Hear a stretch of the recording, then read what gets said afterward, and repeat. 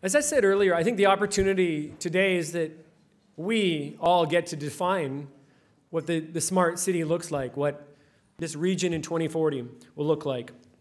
So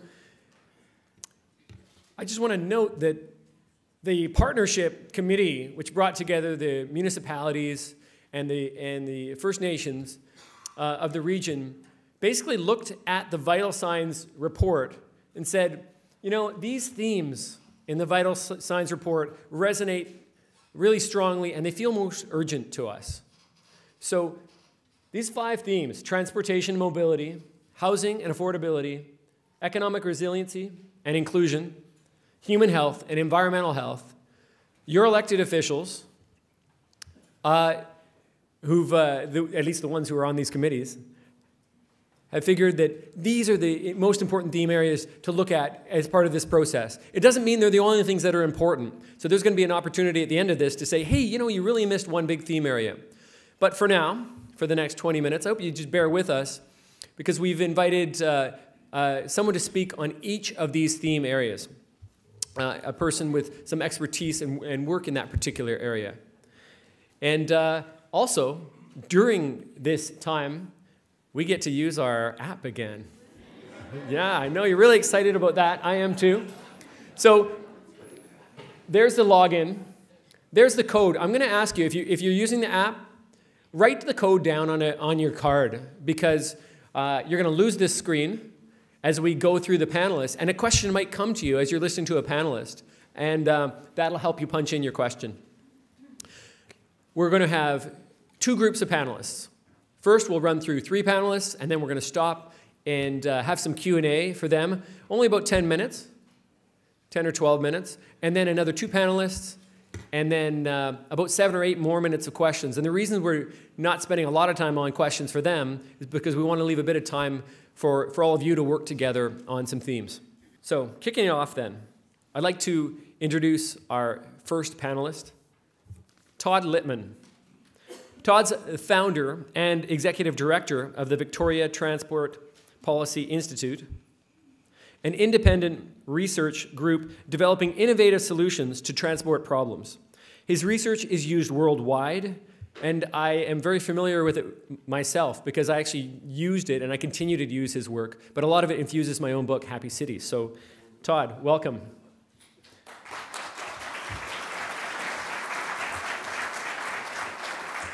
So, obrigado. So I want to thank you. Let's see, okay, so we're going to be looking at this from the transportation perspective. And I want to emphasize one point. We're talking about smart city planning. I want to tell you about dumb city planning. If I was a dumb planning expert, I would come up here and say, and play a game that we often play, which is my issue is more important than your issue. And I would talk about how transportation is a super important issue with the implication that the other issues are less important. And I think that that is dumb. That is the stupid way to plan, because of course these are all integrated. And so the real key, the smart city planning, makes sure that our transportation planning helps also helps achieve our affordable housing goals and our health goals and our economic development goals. So let me just go very briefly on why transportation planning fits and integrates with those other issues. People spend an average person spends between 60 and 90 minutes a day traveling. That's a very significant portion of your uncommitted time. That is when you're not sleeping and working and cleaning your house. And transportation represents 15 to 25% of average household budgets. It affects affordability, economic opportunity, development costs. So your housing costs are affected by things like whether the zoning codes require you to have a parking space for every housing. The streets are your public realm. The streets are the place where we interact with our city. They are, if you think about your city, very likely you're imagining a streetscape perspective. It affects local economic productivity. It very significantly affects our health and safety. And transportation also imposes all these external costs, things like congestion and accidents and pollution. Now, in the past, conventional transportation planning focused on a very narrow scope of issues. So your conventional planning, if you ask, for example, the Ministry of Transportation, how do you decide where to spend $1? And they will say, oh yeah, we evaluate whether the dollar reduces traffic congestion, whether it increases motor vehicle travel speeds.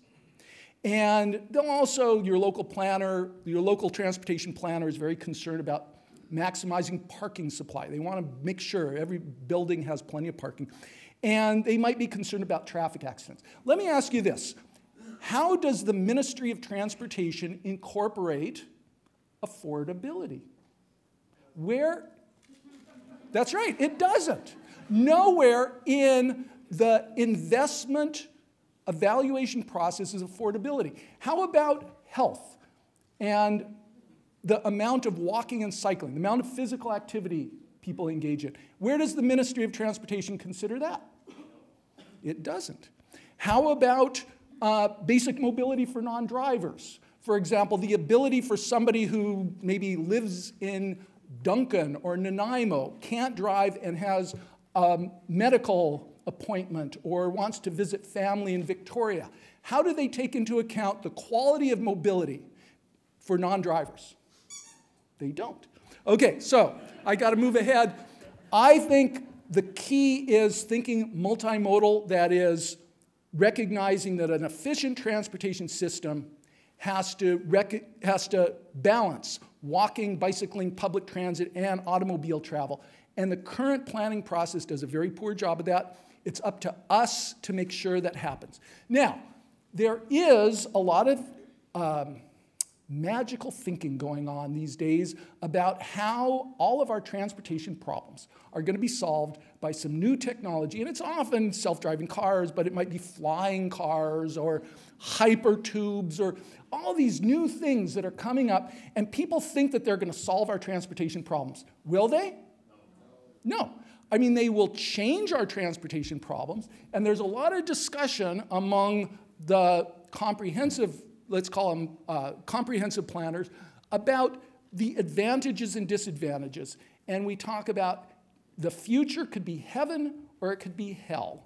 And it depends on whether we lead with technology and say whatever is new is better versus starting with what we want to achieve and making sure that technology is subservient. So I want to thank you very much for this chance, and I will go sit down.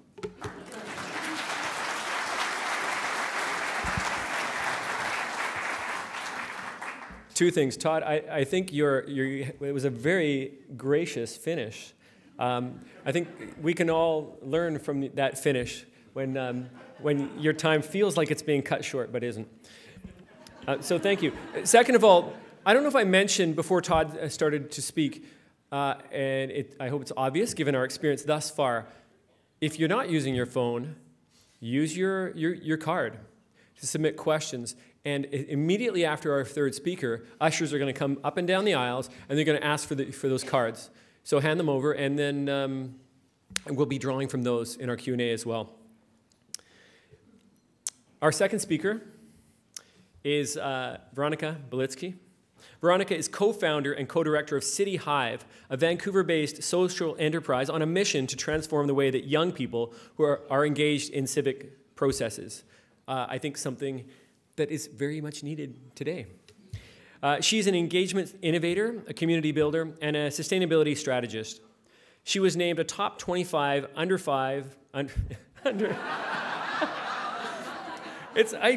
Okay, I'm just gonna pull out my glasses. I've been avoiding it, but I'm almost 50. So, obviously a top 25, under 25 environmentalist in Canada. Veronica.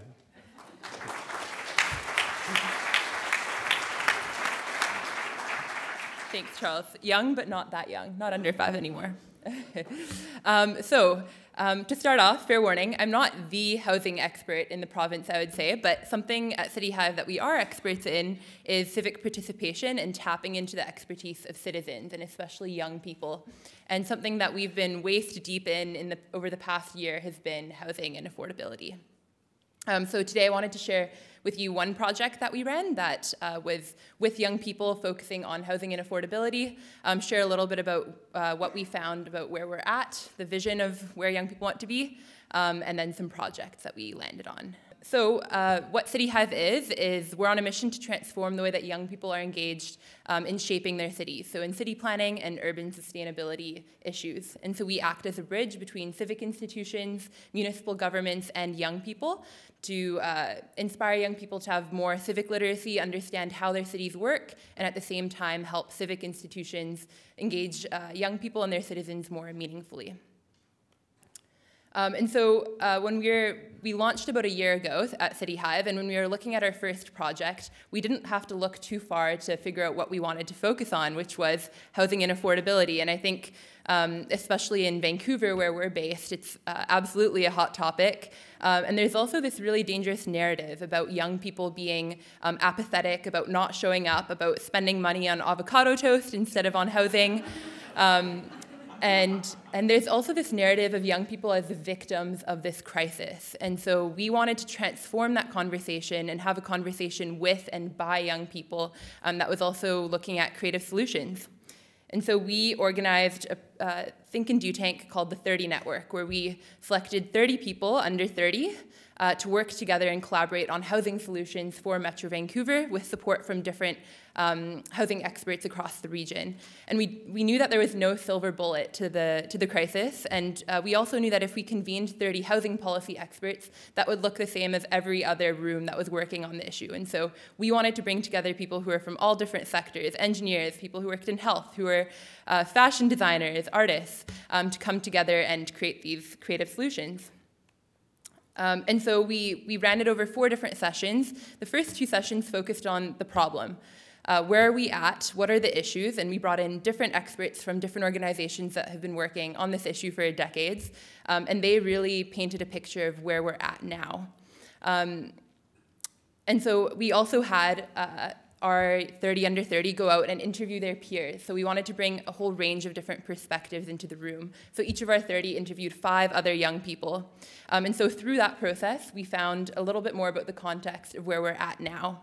And we also at City Hive are now working with Generation Squeeze, which does a lot of work in housing and affordability with the Code Red campaign. And one big finding that we had from young people about where we're at now is that young people are having, or the work of young people is paying off less. Or in general, the work of people is paying off less than it used to. So in 1976, it would take 5 years of full-time work to save for a 20% down payment on a home. And then today, and this stat is actually a few years old, today in BC, the average is 19 years of full-time work. In Vancouver, it's 27 years now, and in the capital region, it's 16 years. And so if we look at that transformation over the past few years, we really see that with lower proportional incomes, higher debt, and higher housing costs, young people are really having to work harder. And so we had these folks go out and really dig into where we're at now in terms of the issues. And so through those findings, we also found that mental health was a huge issue that came up. That young people are finding that through their housing challenges of having to live in really subpar living situations, of having to live with former partners or moving in with partners before they usually would have, that they're really finding themselves in difficult situations. And another piece as well is trade-offs, and having to make trade-offs about where you're choosing to live, how you're choosing to live, and the number of jobs you're having to take on to be able to live in an okay situation. And so through this process, these 30 people formed 6 different teams that created 6 different projects. And those projects were meant to land on the ground and to be implemented in Metro Vancouver. And so I can touch on 2 of the projects that were created. And so one of them was called Empty Nest, and it's a paired living program. So pairing younger people who are looking for more affordable housing options with people who are empty nesters who want to age in place and who perhaps have extra space at home.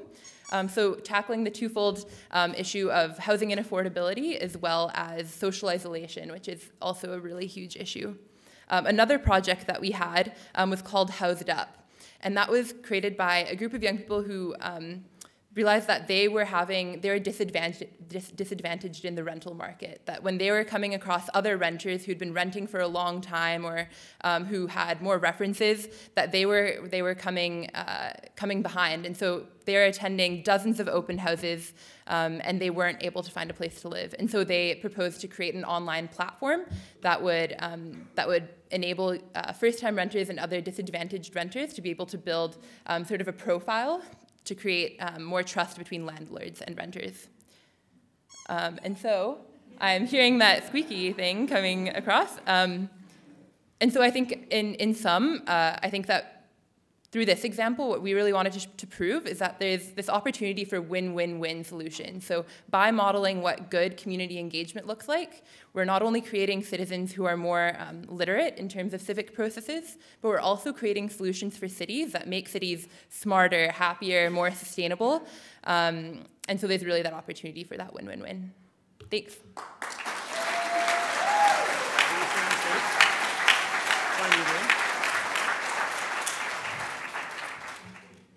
Thanks, Veronica. I want to remind you all that you can punch your questions in real time if you have them. They're going to come up at the end of the first three speakers. And what is that Mentimeter code? Somebody at the front? 576. Wow. That's amazing. Okay. There it is. I need to write that down myself. Okay. So our next speaker is Carol Ann Hilton, who came almost on the red eye from Toronto. So we're really grateful to have her here this morning. Carol Ann is the CEO of Transformation International, an award-winning First Nations social and economic development company. Carol Ann is of Inuktitut descent from the I am going to pronounce this properly, Hesquet Nation on Vancouver Island. In one of her many leadership roles, Carol Ann is a senior advisor on the Canadian Federal Economic Growth Council. The council advises the federal finance minister on Canadian economic growth. And she has a long list of other credits, but rather than talking through those, I think we should just hear from her now. Carol Ann.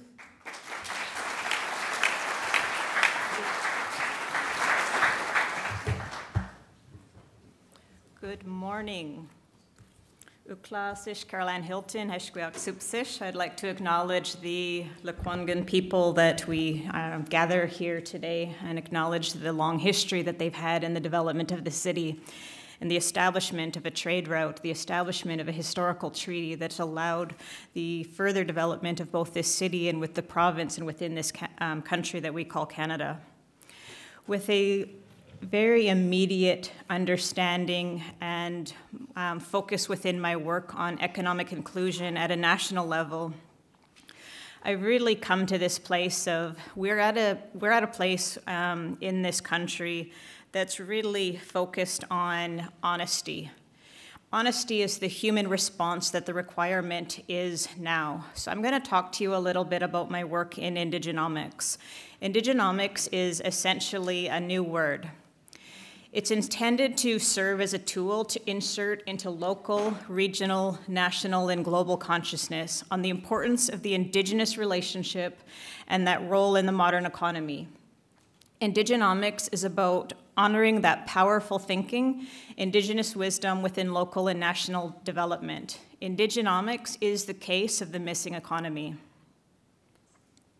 What is indigenomics? It's a conscious claim to the creation of space for the emerging advancement of the Indigenous economy and the evolving body of knowledge, increased economic activities. It's a statement of claim of Indigenous space in modern existence. It's a call out or an invitation into an Indigenous worldview and its application in development and progress. That is indigenomics. The creation of space for a modern reality of an Indigenous worldview. Why indigenomics? Because the Indigenous economy is growing and we need to pay attention. Because new thinking is required today to evolve the Indigenous relationships that we have both locally, regionally, and nationally. Because new language will get us there. Indigenomics is intended to be a neutral word that is not politically loaded, but able to establish the quality of our relationships that we have today. Because an Indigenous worldview is required in our future and not just in our past. Because there's increasing land and resource pressures. Because the continuity of our Indigenous ways of life are threatened. Because we still have Canadians saying, "Why don't you just get over it?" Because we're still confronting the Aboriginal question today. Because we have 150 years of broken treaties and still need treaty implementation in this country. Because Canada is in a treaty relationship. Because the right to an economy has yet to be defined. Because being in a treaty relationship still needs to be defined this number of years later. Because 76% of Indigenous children live in poverty in Canada.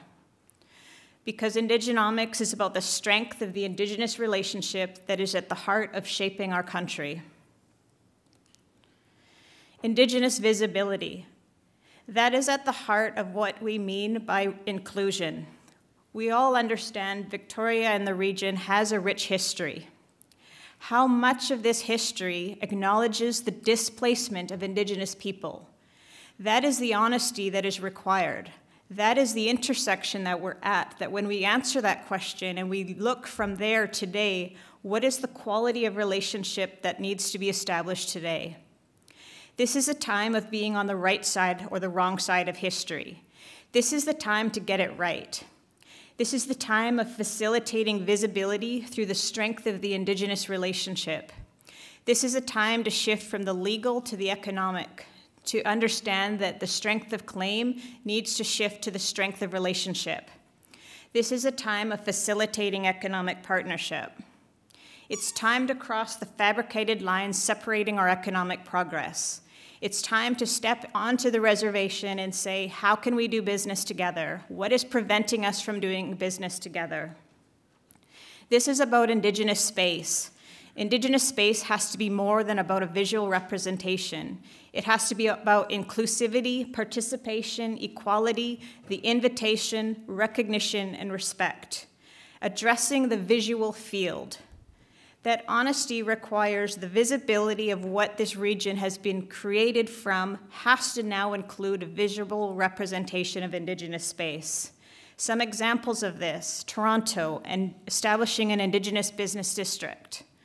The newly emerged Indigenous Placemaking Council, seeking to restore Indigenous presence to Canadian communities, nurturing the evolution of a new generation of Indigenous placemaking practitioners able to shape our environment that's inclusive, culturally appropriate, and sustainable. The Causeway in Victoria is a classic example of 150 years of trade happening within the harbor that needs to be able to make space for Indigenous business. Do we need more crafters and artists, or do we need more businesses such as the canoe tours and the food carts? This is about economic reconciliation. Indigenomics as a platform for economic reconciliation that creates a space for our lived realities of Indigenous peoples. It's time to embed economic reconciliation into the economic processes of our region. Thank you.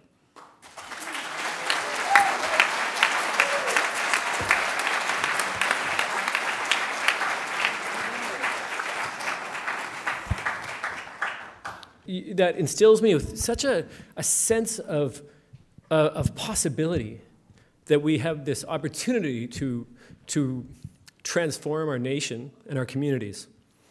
So I want to thank all three of you for sharing with us. And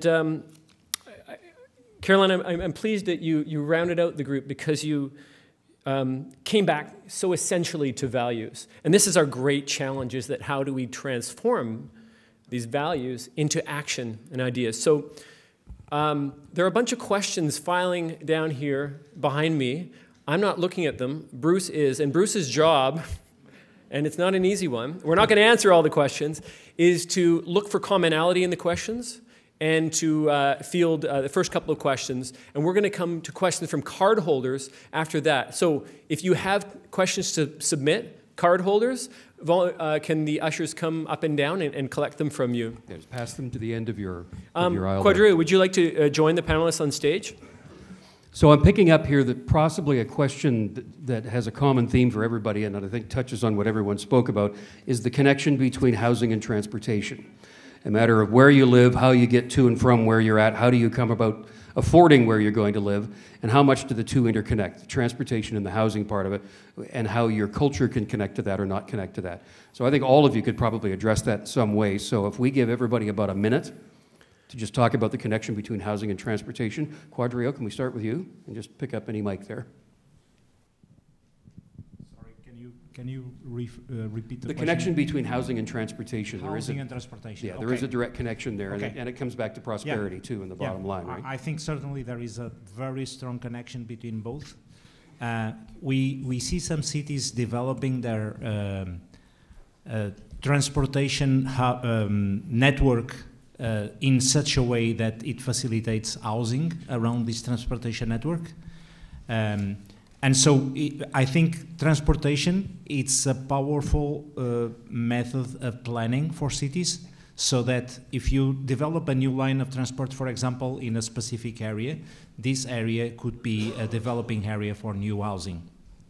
And so they are really interconnected and working together. Once again, is a good example of how silos are harmful for cities, and if you connect the transportation guys with the housing guys, something interesting may happen. And so basically planning is the key word here.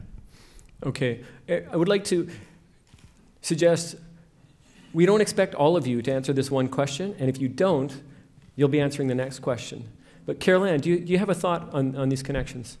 Sure. On my work on the Federal Economic Growth Council, the recommendations specifically around the infrastructure bank and the establishment of that looked at the lived realities from the local perspective that identified definitely that connection between housing, regional, where people were able to be closer to their jobs and have an easier experience in a daily lived reality, to be able to, at a larger level, access low-cost financing for infrastructure that allowed transportation ease within the ability for Canadians, particularly in a job-related focus. So that particular recommendation supported local city development as well.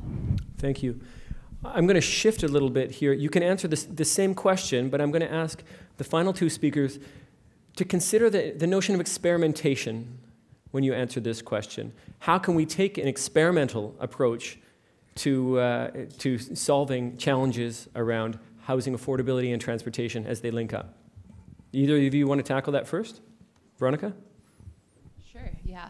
I think in terms of experimentation and looking at, if we're looking at the long-term solutions that we need, I think that there's a lot more policy solutions that need to come in that way. But if we're looking at these intermediary solutions, like the example of the 30 network that I shared, where there are 6 creative projects that came out that I think act as that intermediary and offer different creative solutions in the mean term that utilize technology, but that also can create different solutions, not just for transportation and housing, but for building community and building more social cohesion. I think that there's examples like that, like the paired living program and intergenerational living.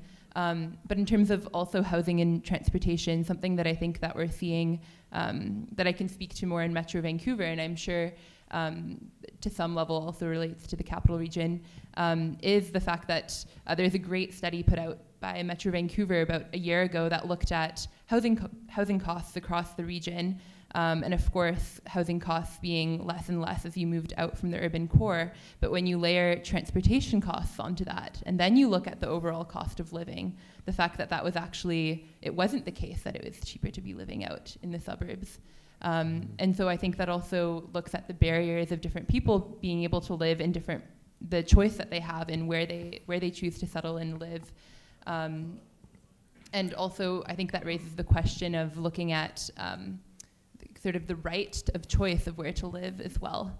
which I think okay, is a so little bit you there. raise important questions about the access and the right to live near work, recreation, school, and play. Todd, you've thought a lot about strategies, and are there any strategies that you would say are smart strategies? And maybe some of them involve giving people better information or giving them better signals when they leave their home at the beginning of the day about how to move. Absolutely. So cities are by definition places where lots of things happen close together. And for cities to function well, we need to favor space-efficient modes of travel over space-intensive modes. Cities fail if everybody tries to drive. And cities, currently Victoria has no law that guarantees people housing. But it does have laws, not just Victoria, but most cities have laws that guarantee plenty of parking spaces for cars, housing for cars. So there's a conflict between these.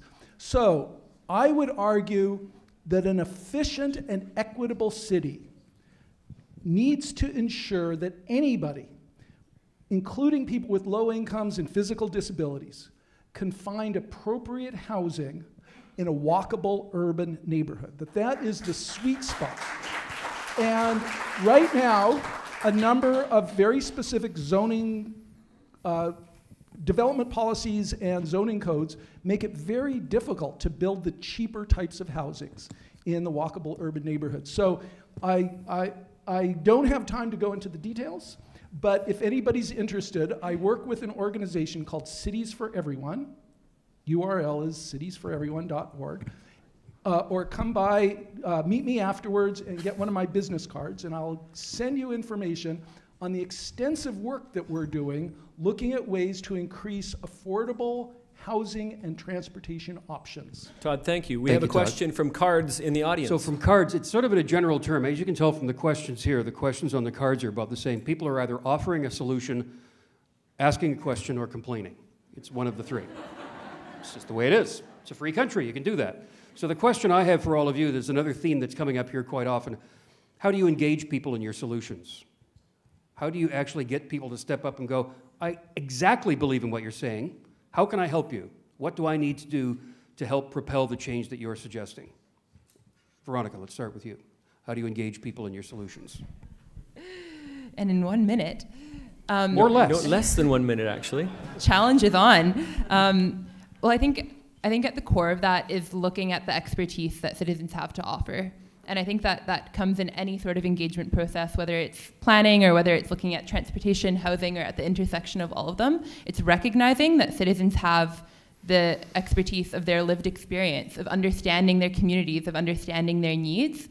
And so I think that should be at the core, and what leads any sort of engagement process is that it isn't a checkbox, that it's something that can actually produce better solutions in the long term. Thank you. Carol Ann, as a nation, there's this big conversation about reconciliation, about crossing the divide.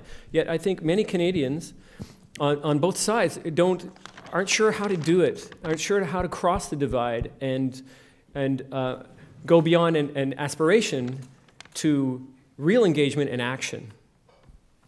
Absolutely. There's some key pieces of education that is a requirement today. That's understanding what are the Truth and Reconciliation Commission's calls to action.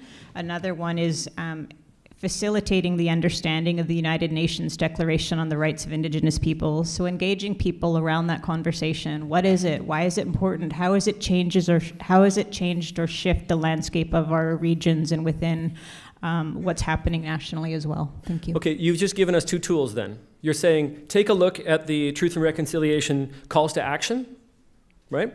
As we're considering policy or innovation. And the second tool was look at the UN's... United Nations Declaration on the Rights of Indigenous People. Okay, thank you. Thank you. I don't know if we... have you been timing us? We're good. Oh, okay, great. Somebody had asked for, and this came off the screen, could each one of you, and I don't think we have time for each one of you, so if anybody feels really strongly and it has one disruptive innovation or action, and this is an actual thing, we'll give you 3 sentences to describe it. Short of anarchy, that is. Anyone? Okay, 4 sentences maybe. Todd? Sure. So for the last 70 years, transportation planners have evaluated our transportation system based on roadway level of service. That's an indicator of the ease of driving. And cities can start applying multimodal level of service indicators. So you map the quality of walking and bicycling and public transit. And I would say the best thing that could happen is our Ministry of Transportation and Infrastructure would recognize that their job is not just to accommodate cars, that it needs to be multimodal. And so our provincial government would set the standards and establish the mechanism by which all transportation planners would use multimodal level of service. So part of that means measuring different things and measuring them differently. It's an employment, it's job security for all those GIS, all those students of geographic information systems that build these wonderful maps that do all this magical stuff like Google and all that. All of that, those tools can be applied in very practical ways. Thank you, all of you. I have 1,000 questions of my own, and you see the questions on here.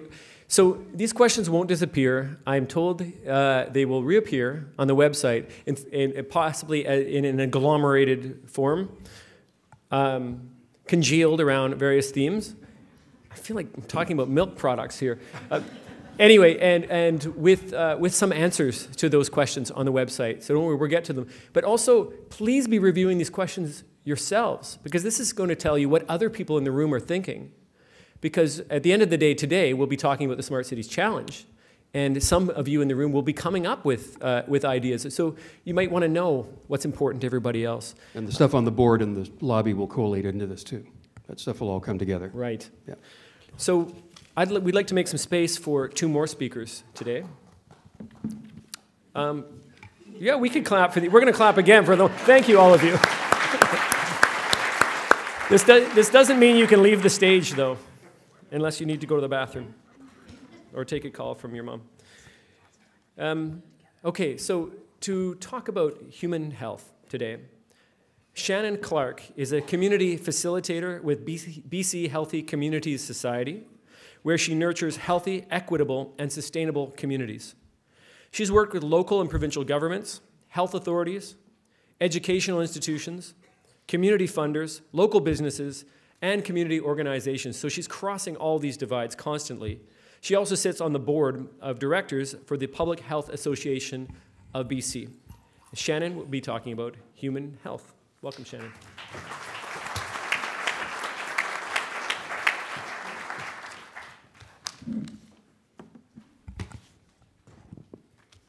Hello. Well, it's a pleasure to be here. Thank you for having me. I'm really glad to be going near to the end of all the speakers today because human health is essentially what everyone else has already been talking about. The previous speakers discussed some of the most important contributors to our health and well-being. So that is the physical, the social, the economic environments in which we live, we learn, we work, and we play. And all of these environments have a far greater impact on our health and well-being than our access to healthcare services.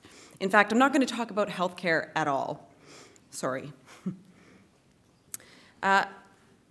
Healthy physical environments, that is our man-made and our natural environments, support our ability to be physically active, either through active travel or through recreation. They provide us with shelter from the elements. They provide us with our clean air, clean water, access to healthy and culturally appropriate foods. They provide us with opportunities to be out in nature and spaces to connect with one another. Healthy economic environments support us to find safe and fulfilling employment, to feel like we're contributing in our communities, to feel financially secure and therefore less stressed, to participate in the marketplace and to have enough income to attain safe and appropriate housing that meets our needs, to purchase healthy foods, and to afford opportunities for lifelong learning and education, recreation. Healthy social environments provide us with opportunities to connect with one another, to be engaged in arts and culture and civic processes, to learn throughout our lives, to feel valued and to feel like we belong in our communities, and to have a social safety net so people to turn to if hard times hit. And how these physical, economic, and social environments and resources and opportunities are distributed amongst our population is the biggest determinant of our health and well-being. And technology impacts all of these environments. Technological advancements have allowed us to do some amazing things for health.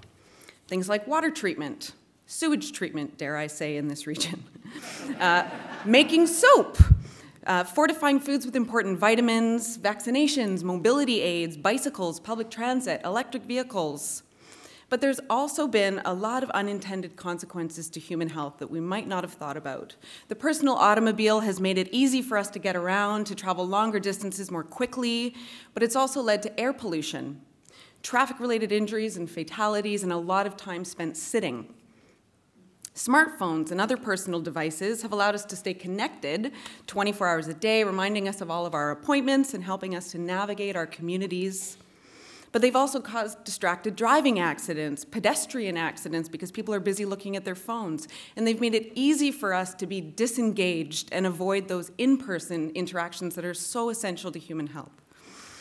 So then, how do we use technology and data to our advantage, knowing that there have been these unintended consequences? How can we make healthy choices, easy choices, for all members of our population?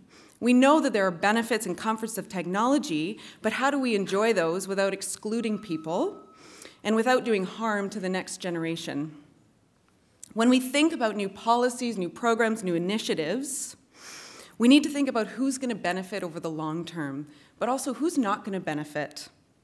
Who might be unfairly burdened by our ideas in the future, and who's often excluded from the benefits of these technological advancements, like our smartphones, Fitbits, Pokemon Go, electric cars, bike share, car share programs, or whatever Elon Musk is dreaming up at this moment.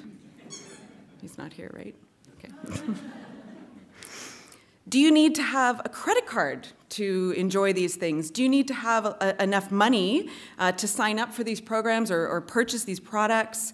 Do you need to have a smartphone with an expensive data plan? Do you need the luxury of leisure time? And leisure time is a luxury. What if you have a visual impairment or mobility challenge? But I love technology. It's not all doom and gloom, and it's not about avoiding technology or progress. It's about being cautious and really thoughtful about all of the ideas that are being presented to us. It requires us to do as these nice folks said and engage diverse members of our communities, hear about their ideas and what their unique needs are. How can they benefit from technology in the future? We know that technology can provide us with innovative solutions.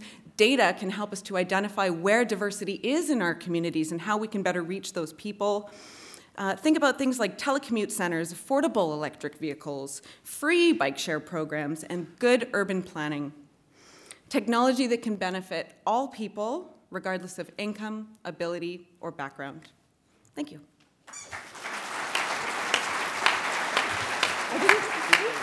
Not me, not me. Yeah, it's Bruce doing the squeaking, not me. But you know, it's I think you were 2 seconds under, which is commendable. Shannon, thank you. Our last panelist today is Paul Shorthouse. Paul is a regional director of the Delphi Group, leading their activities in BC and on their green economy advisory services nationwide. Paul has been at the forefront of defining and measuring key sectors of the green economy since 2009. He's involved with a lot of stuff, Paul. He's on the board. He's a board chair for the Synergy Sustainability Institute.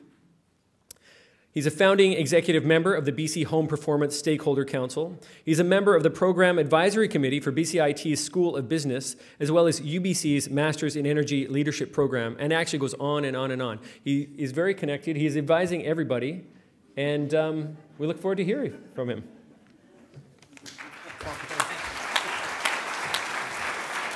All right. I don't have any slides, and I'm going to try and do it with no beeps from Bruce over there. I guess I want to start by just saying that we are all, I think, very lucky. We're lucky to be in this room together today. We're lucky to be living in this region. And I think one of the big factors that is really one of the driving pieces that attract people to the South Island and the Greater Victoria region is the quality of life that we experience here for the most part. Now, not everybody has a great quality of life that lives here, but many of us do. And much of that is underpinned by our natural ecosystems, our environment, our clean environment, and our access to nature. And to really appreciate that nature, you really have to have a good sense of where it's at. You need to be able to collect information on it and design your policy and design your information systems and your decision-making processes around using that information and data effectively to manage your environment, because a healthy environment results in a healthy society, which can result in a healthy economy. And so it really overlays a lot of that. And I know people talk about the 3 pillars of sustainability, but I see it as sort of a nested sustainability model to some degree. And so essentially, it's very important for us to safeguard this environment and its assets for future generations.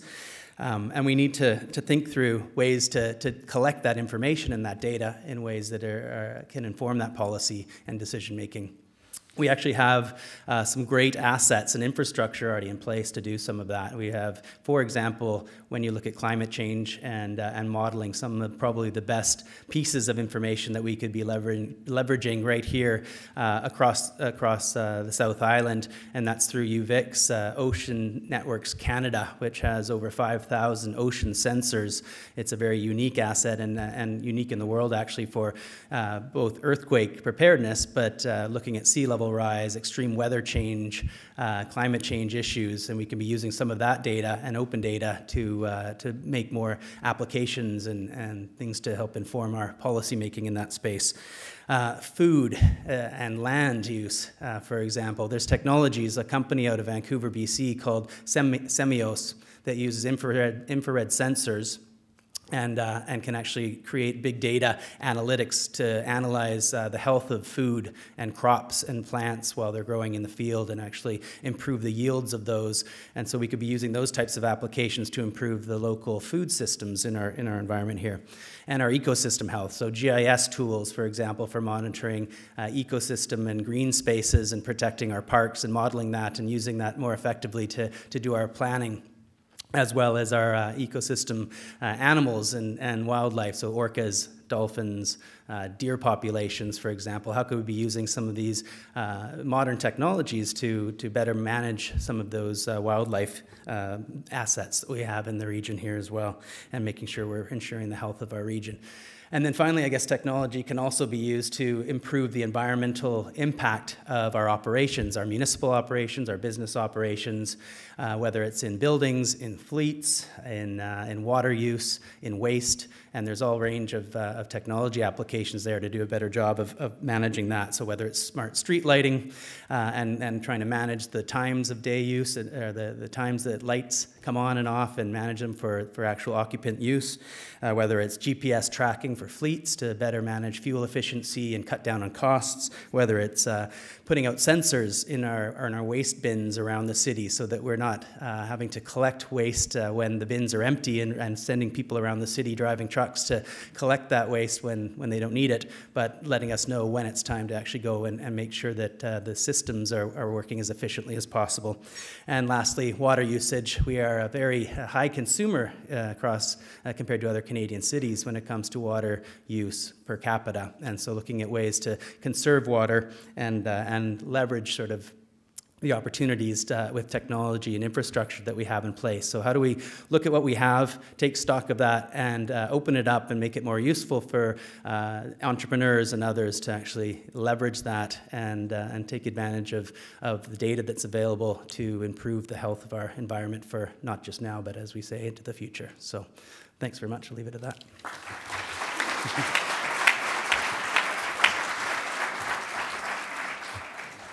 Thanks, Paul.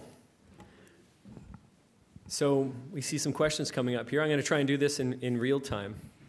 Let's see, how can this work? Game changers for the groups. Oh, that's a thank you. I'm going to just start then asking Paul and Shannon each, if you can think of one example of an innovation that's kind of blown you away recently that might be appropriate around here in your respective areas. What might it be? Just one specific example of.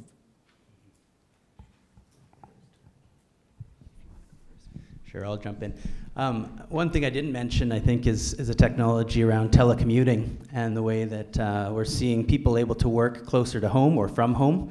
And I think it would be very interesting to explore that model for the region here, given we've got 13 municipalities, we've got many large offices, government employers, crown corporations, BCIMC, for example, other businesses where people commute to. Would be great to see how we could leverage technology to telecommuting technology to potentially open up a coordinated approach where people can work from home one day a week across those large offices and manage that to cut down on transportation and fuel costs. So I've seen some very innovative applications of telecommuting technology from TELUS, for example. Neat. Thank you. Shannon? I need 10 minutes to think about something.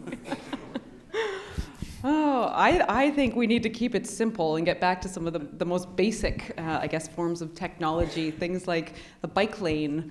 I think human health can be so simple. We need to socially connect with one another. We need to be physically active, and we need to eat well. So, what are some simple things that we can get back to in order to better support those things? And maybe authentic engagement is my solution. We need to go out to where people are and authentically engage and ask what people want for their vision, what are their values, and then we can. Once we know what those are, then we can identify what tools or technologies can actually get us there. Shannon, I want to change the channel slightly and focus on the notion of equity. A question came up here. This relationship between equity and health, we know there's a strong relationship, that more fair, more equal societies are healthier. Can you talk about one way that we might be able to innovate to bridge that divide? I think there's a common misconception around equity. It's not the same as equality. We don't want and we don't expect societies to be equal. We're all very different, and we're never going to be the same. There are things that are outside of our control. But equity is about fairness and understanding differing needs and providing proportionate action and service based on what our different needs are. And there's this approach called leveling up. So it's not just the difference between those who have the most and those who have the least, but it's a social gradient, and every step up that gradient has a significant impact on our health. So I think we need actions across that social gradient and to have greater social equity, because we all pay for it. Even if we're doing really well and we're already healthy and wealthy, we bear the burden as well when other people are not doing as well as we are, and we see huge costs in our social services and our policing and our healthcare system, and that all comes back down to us. So we really do need to level up and have more equitable communities. That makes me think of what you were saying, Carol Ann, about reconciliation not being just about representations of indigeneity, but actually groups of people working across divides, creating economic activities. Can you just speak to that and how the kinds of solutions that are coming up today might play into that? Sure, absolutely. I think I spoke even about, I always see that as a visual representation of our Indigenous people on the causeway. And I know those people, and I know that they struggle to come up with $400 to be able to sell their goods there. And that's been 150 years that they've been there selling. And I think the ability to support that as Indigenous business and to look at it as inclusive, that if there's that many people selling crafts and selling goods, that the ability to make space for that is really what the foundation of reconciliation can be. It is possible, but we need to make it possible together. Thank you. I believe we have a question. This will be a very quick one, so we're going to have to wrestle for the chance to answer this question. How can we increase the use of solar and wind energy plus storage to be included in all future city building codes from every home every commercial building to make it sustainable but integrated. Did you catch that, panelists? Solar, wind energy, how can we make it happen? Partly through governance, regulation. Actually, Todd, I'm going to hand it to the other end of the table, to Paul. Perfect. Well, I would say we are fortunate in the province of BC in that we do have fairly clean electricity to begin with. So some of the policy drivers or incentives haven't necessarily been put in place to make that a high priority in the past, given the costs of solar. But now that they've come down to the point that you're seeing pretty sexy roof tiles being made by Solar City to put on your roof, I don't see why there's any reason we shouldn't be building all new homes with solar roof tiles going forward in the next decade or so.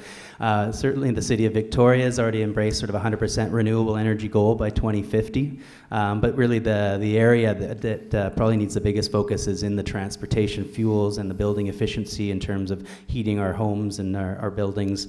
And finding alternatives to that. So where wind or solar can be used to displace fossil fuels, there's opportunities certainly to advance policy in that space. Paul, thank you. I know several of you have an answer to this question, but unfortunately we're going to have to cap it right there for this part of the discussion, so we have more room for everybody in the room to work together and share ideas. If I can ask you all just to stay on stage for a couple of minutes while we go through one more question for the entire room, and then after that I'll invite you to rejoin the audience, and if you wish you can scatter yourselves amongst the audience as we go through some group activities. This is a very simple question. You saw the 5 areas that the working group came up with to focus on. The 5 areas of focus, which was basically human health, environmental health, transportation and mobility, housing and affordability, economic resilience, and inclusion. Do you think we've covered the bases, or is there a big theme that's missing?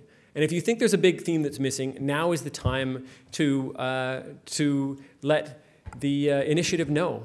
And that will be considered as they work through the next couple of months. So here come your answers.